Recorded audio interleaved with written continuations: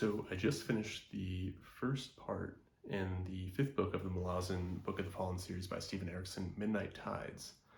And I just want to give kind of my general reactions and thoughts and maybe some predictions around what's going to happen in the rest of this book, and just kind of tell you what I'm thinking, because there's a lot that happens in this book and there's a lot I want to talk about. So let's get into it. So just to begin, I want to go over my general thoughts, not get into spoilers, but most of this video will be spoilers and spoiler filled, so just a heads up on that.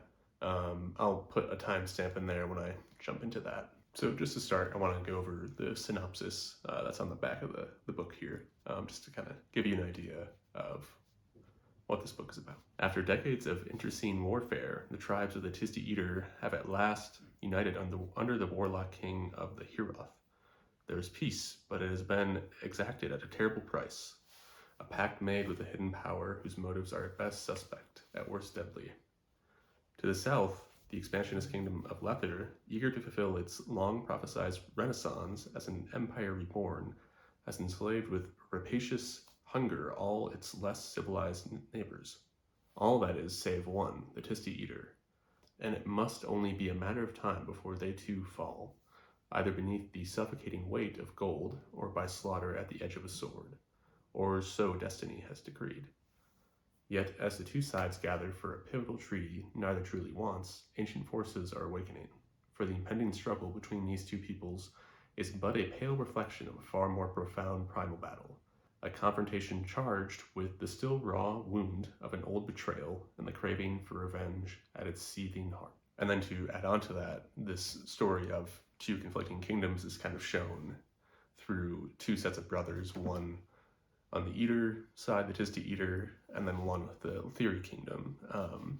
They're a set of 3 or 4 brothers, and it just kind of, they serve as kind of a microcosm of this conflict, which I think was really interesting. And then to sort of add on to that, this story of two conflicting kingdoms is sort of shown through 2 sets of brothers, one being the Sengar brothers, Trull Sengard. We get his perspective, which you probably remember from House of Chains. And then also the Theory brothers, Tehol Bedek, Brees Bedek, and Hull Bedek. You just primarily get the perspective of Brees and Tehol for the Theory. So in regards to timeline, I thought it had taken place a couple 100,000 years before the events of the Guards of the Moon, but turns out it's just the prologue that does, which is a great prologue, by the way.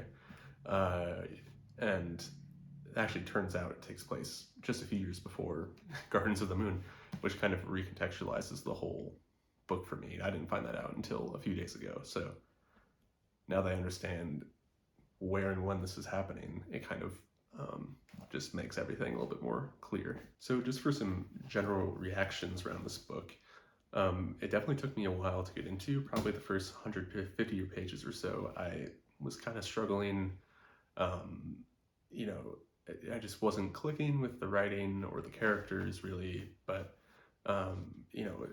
because there's just kind of this whole new culture and this whole new world yet again in a Malazan book. The Malazans aren't really mentioned yet, at least. You don't really see any mention of them because it's a whole new continent, surprise, surprise. So it took me some time just to get into, but it turns out I just had to trust Erickson in his writing, because after that first section, I really started to get into it.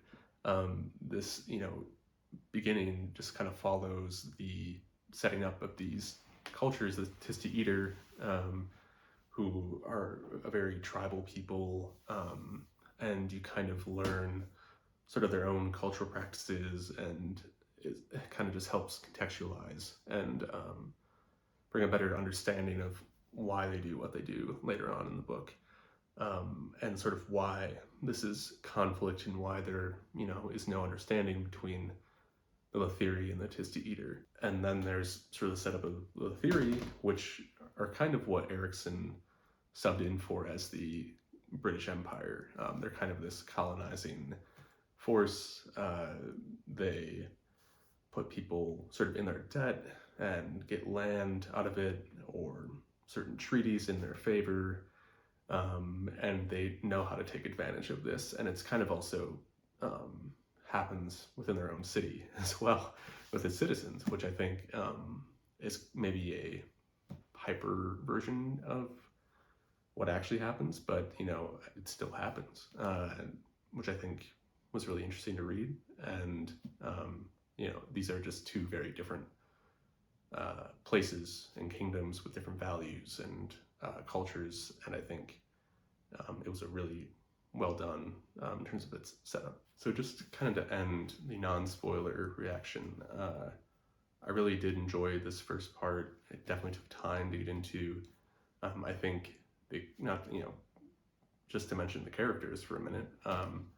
Again, it's something that sort of took some time to understand the characters and where they're coming from. You're just kind of are in the middle of their, own situations, and I think you come to understand why they're doing what they're doing, like I said before.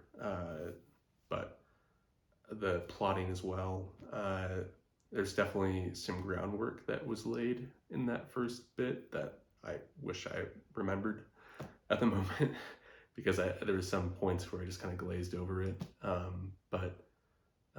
Yeah, I would say this is looking to be a really good book, and definitely, one of my favorites of the series so far. Now to kind of move on to spoilers, so spoiler warning, I do want to talk about some of the characters. So let's start with Rulad, who's the youngest of the Sangar brothers. I think his character, again, it took some time to kind of understand why he was important, why he, you could kind of see from the beginning that he was going to play a major role. He's a character, at least what happens to Troll. He's a character who's the youngest, and he wants to prove himself to his brothers because he really looks up to them, kind of. And he hasn't seen battle yet, which is huge in the Eater culture. And he's jealous and all these other things, and just kind of where he ends up, sort of gilded in this armor of Lethiri gold, essentially, which the Eater use as their, that's a whole interesting topic as well. They're, using gold to bury a slain kin or their dead kin. And I think it's kind of a big, FU to Lethiri almost. But anyways, back to Rulad. I'm just curious to see where he's going to go. And it reminded me of an image that I saw on the cover for the mass market paperback of Reaper's Gale. And this has always stuck out to me. And you can definitely see this person sort of gilded in coins. And now it kind of makes sense why this looks the way it does. Because he's, eventually brought back to life, because he's killed grabbing the sword, and he's brought back to life by the crippled god. And I'm really curious to see, how he, where is he at in the House of Chains? I know this takes place a few years before the House of Chains is recognized, but where does he stand in this? And I want to see him and Karsa Orlong interact. I believe he's the knight of the House of Chains at the end of the House of Chains. And these are just two characters who, I think Karsa Orlong kind of went on that journey to get to where he is, versus Rulad, who never really fulfilled what he wanted to, but he wasn't really brought down. He died and then was given the promise of, you will be a great person by the crippled god. And then he kind of essentially declares himself emperor of Battisti Eater, versus, I think, Karsa Orlong, who kind of was headstrong, young, and stupid, and he was kind of brought to the bottom of the pit and kind of had to live there for a while and learn. But now he, I think, has a clearer vision. And, seeing these two characters potentially come in the future and, in the House of Chains now, I think will be a really interesting thing to read. So in conclusion about Rulad, I'm excited to see where he goes, and now that he's the Emperor of the Tista Eater, with this sword forged by the crippled god, and now he's in the House of Chains, I just want to see what happens there, essentially, and I think I'd imagine the rest of this book will kind of follow that. And now onto the infamous Bug and Tail duo. It took me some time to get into them as well, but they're hilarious. I think it's very absurdist, sort of their plotting and, their interactions with each other. But it's really well done. And I think Tail's character is interesting as well. Sort of like what is his goal?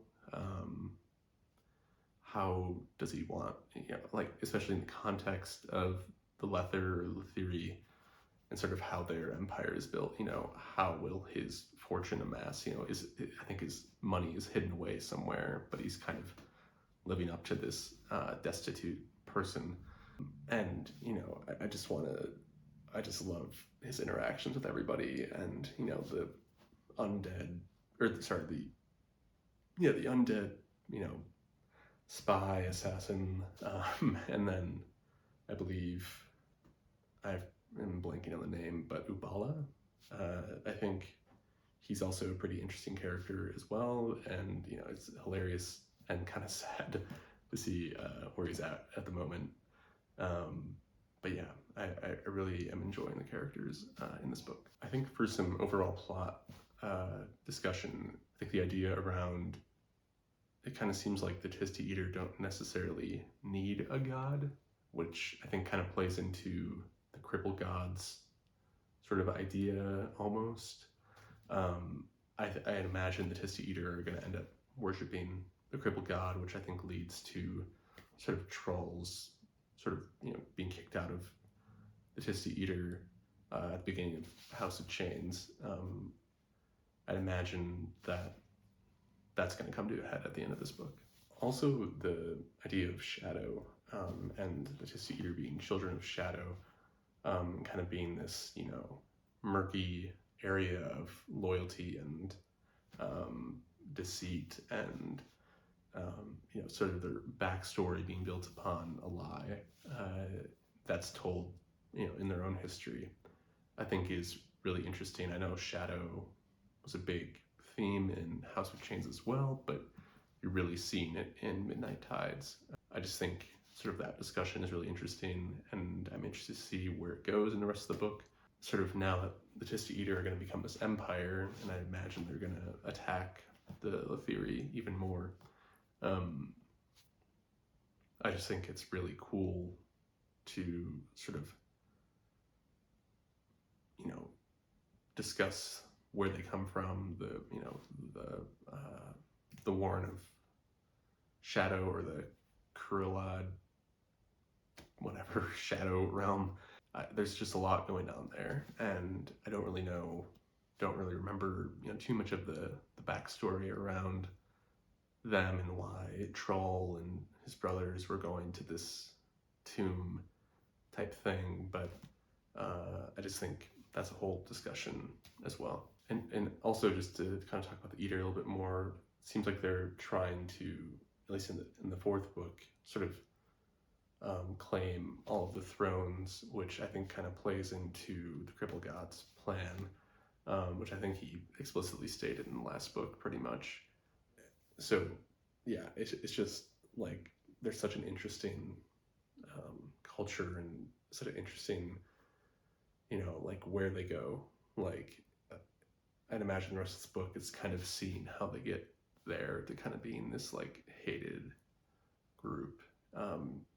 Yeah, it's just interesting. And just in regards to like good and bad, neither side is really presented well. There's clearly the colonizer, the Letheri, and you kind of understand why Hanan Mostag, I believe his name is, sort of takes, like why he's doing what he's doing, and kind of wanting to be in league with the crippled god, because he's kind of promising him survival of his people, which I can get, but it's like they're not, there's all this deceit around why they exist, and Erikson isn't really telling you like who's good or who's bad.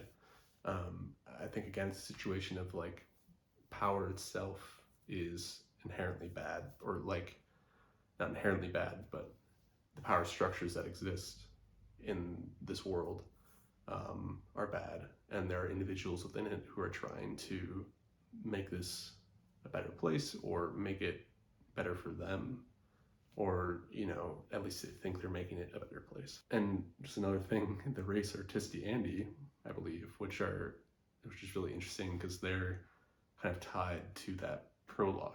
I think sort of, they're killed by the Eater, and now they're bound to the Eater, which is kind of sad, and makes me feel for the Tisti Andi more from the first 4 books.